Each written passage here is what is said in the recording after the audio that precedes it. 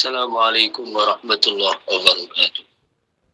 Waalaikumsalam warahmatullahi wabarakatuh. Alhamdulillah, wassalatu wassalamu ala sayyidina Rasulillah wa ala alihi wa sahbihi wa mawala. Subhanaka la ilma lana illa ma 'allamtana innaka antal alimul hakim. Subhanaka la fahma lana illa ma fahamtana innaka antal jawadul karim. ربنا افتح بيننا وبين قومنا بالحق وأنت خير الفاتحين ثم أما بعد. Bismillahirrahmanirrahim. Kita lanjutkan pembahasan hikam al-ataiyah.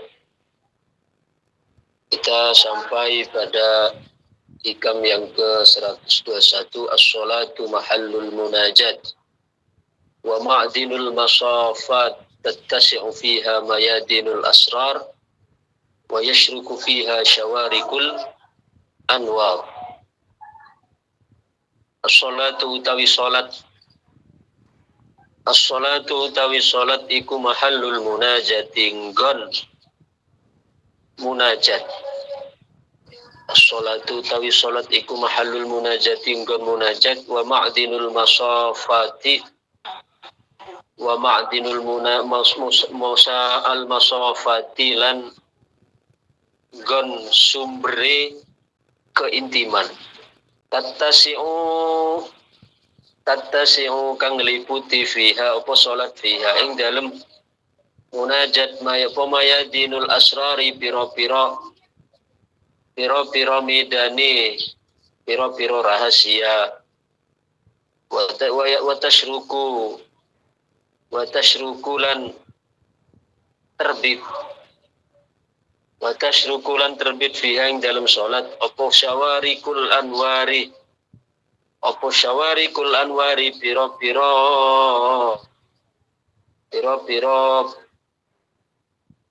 percikan cahaya. Masih melanjutkan pembahasan tentang salat.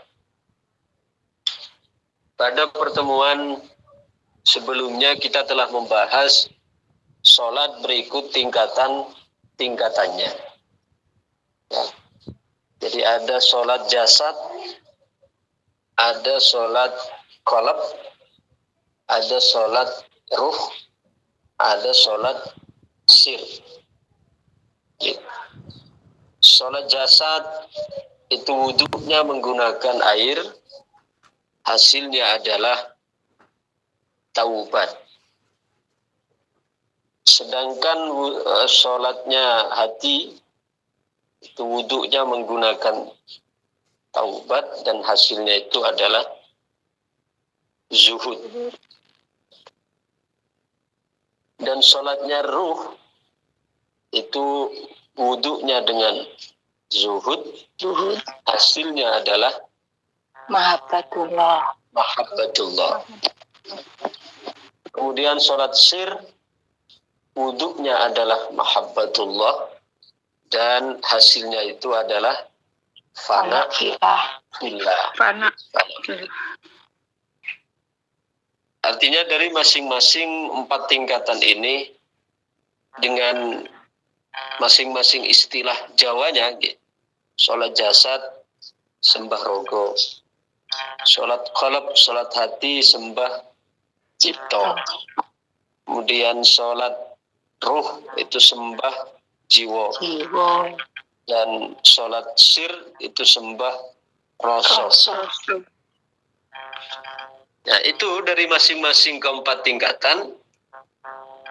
Ya, perlu saya tegaskan lagi, bukan berarti ketika sudah masuk pada kelas di atasnya, sholat qalb misalnya, sholatnya hati, bukan lantas kemudian meremehkan sholat yang berada di tingkat bawahnya. Ya, contoh, dalam tataran sholat qalb, maka tidak boleh meremehkan sholat jasad. Ya, atau sholat sir tidak boleh meremehkan sholat ya ruh atau sholat qalb atau sholat jasad. Kenapa? Karena 4-4-nya itu adalah satu rangkaian yang tak terpisahkan. Ya.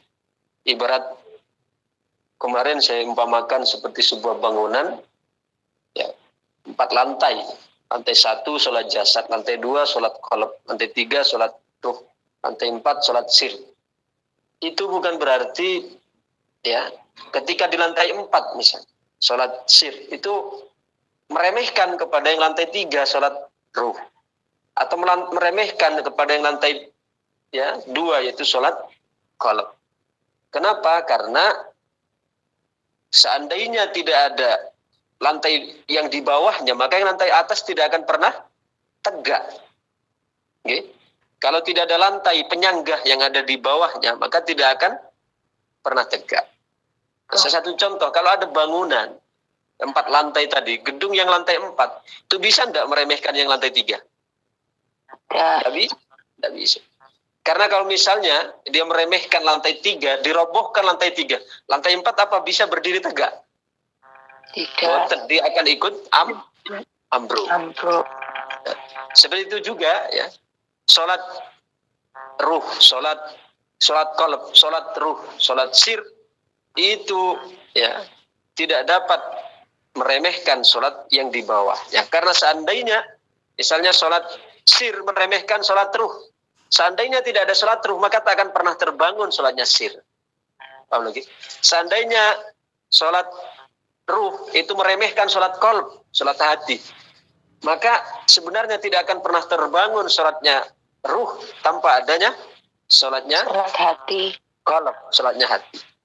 Begitu juga sholat hati itu tidak akan pernah terbangun tanpa adanya sholat jasad.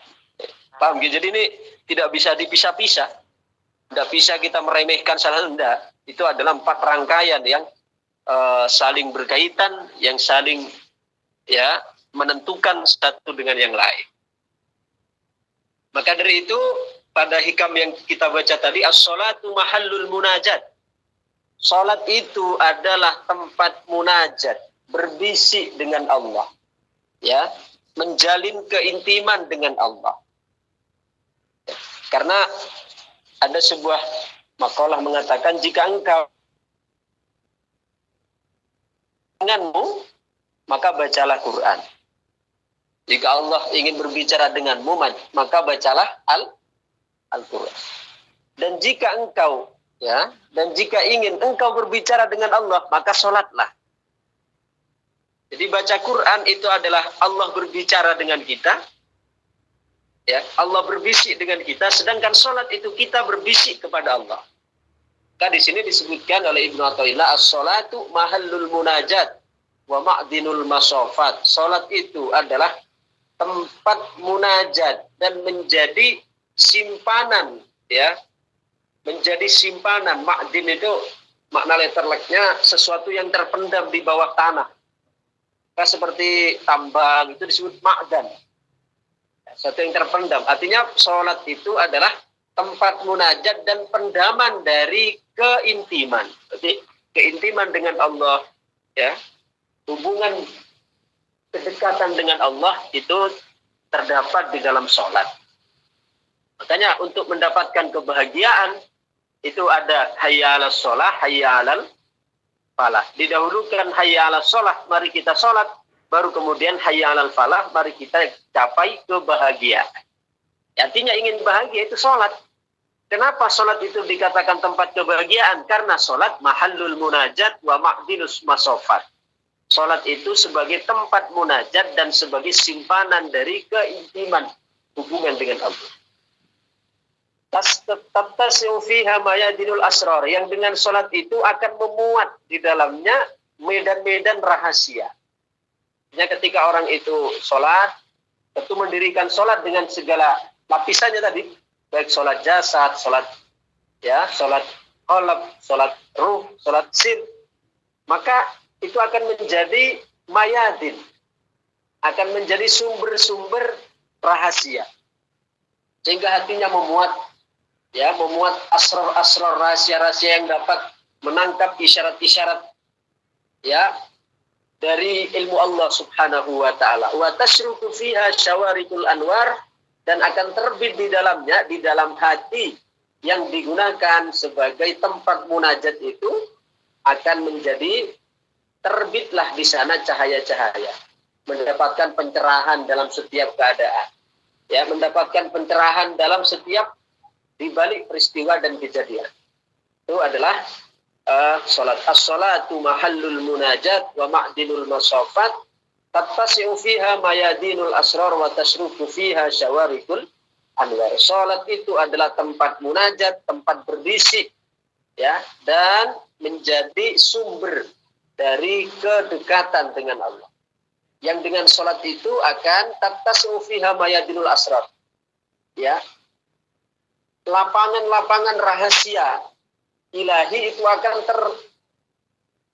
kita menemukan hati yang lapang untuk menerima itu. Sekaligus wa tasrufu fiha syawarikul anwar, kita akan menemukan di dalamnya terbit, ya, cahaya-cahaya kebenaran.